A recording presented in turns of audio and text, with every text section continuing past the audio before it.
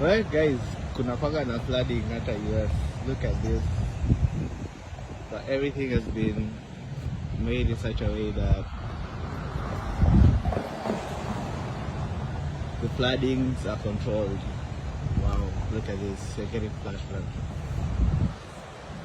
This is insane. I'll send you a picture of